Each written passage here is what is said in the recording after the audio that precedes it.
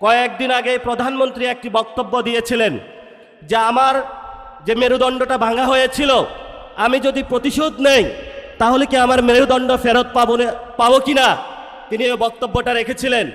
আমি সবিনয়ে মাননীয় প্রধানমন্ত্রীর কাছে জানাতে চাই, এই যে এখানে এতগুলো মানুষ উপস্থিত হয়েছে, যাদেরকে অন্ধকার প্রকোষ্ঠে রাখা হয়েছিল, যাদের বাপকে হলো থানায়, জেলায়, পুরো বাংলাদেশের বিভিন্ন কারাগারে ঘুরানো হয়েছিল, এই মানুষগুলো প্রতিশোধ চায় না, কিন্তু আমরা বিচারে বিশ্বাসী।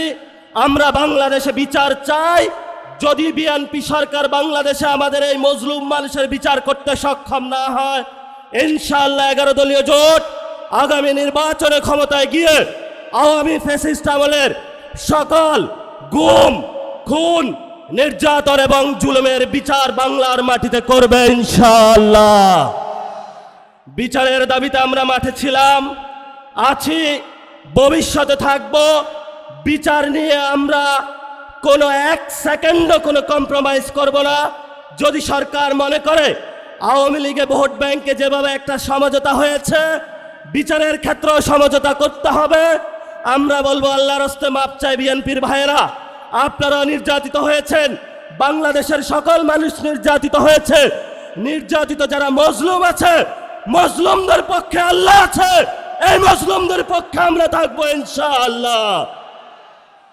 লাস্ট যে কথাটা, এই যে ইলেকশন হয়েছে, আমিরে জামাত বলেছেন যদি সেই ইলেকশনের রেজাল্টটা মেনে নেওয়া হতো তাহলে বাংলাদেশে একটা গৃহযুদ্ধ হতো।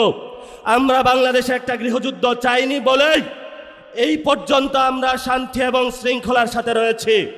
নির্বাচন কমিশনে যে কমিশনারগণ নিয়োগ হয়েছিলেন, সেই প্রস্তাবনা আমাদের কাছে এসেছিল, বলেছিল ভাগ বটরা করে অমুক অমুক ব্যক্তিকে বসাতে হবে।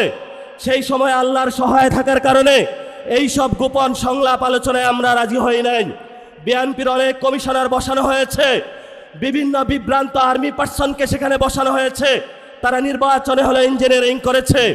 আমরা তো আপনাদেরকে হুঁশিয়ার করে দিতে চাই, এই অনেক কমিশনারদের এক পা অলরেডি কবরে চলে গেছে।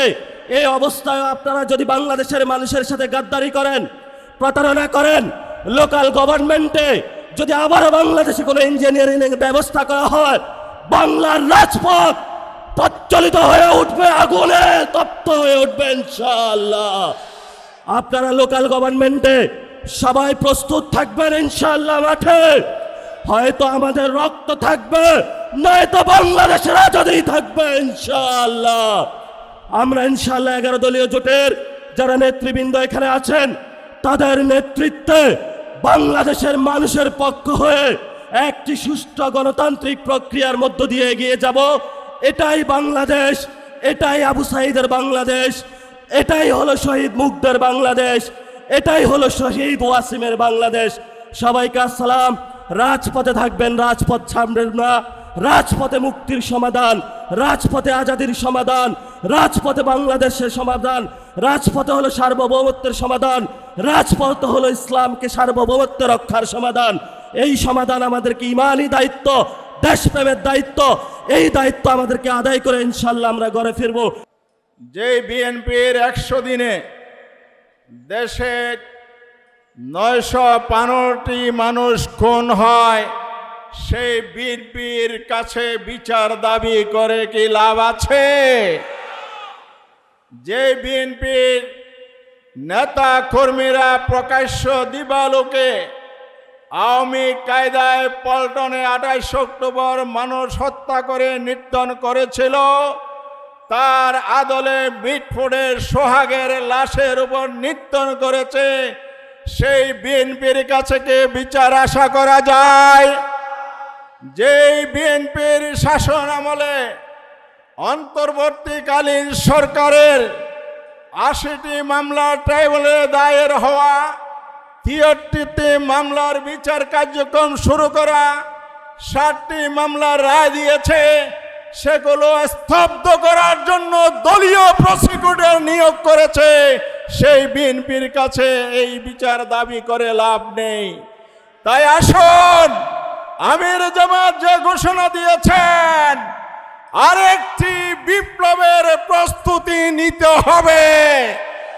যে বিপ্লবের মাধ্যমে ব্যর্থ বিএনপি যারা বিচারহীনতার সংস্কৃতি আমমি ফ্যাসিবাদকে প্রতিষ্ঠা করতে চায় তাদেরকে ক্ষমতাচ্যুত করে ন্যায় ভিত্তিক শাসন ব্যবস্থা এগিয়ে যাবে। নেতৃত্ব দেবে 11 দল ডক্টর শফিকুর রহমান ইনশাআল্লাহ। সেই জন্য আমরা প্রস্তুতি নেব।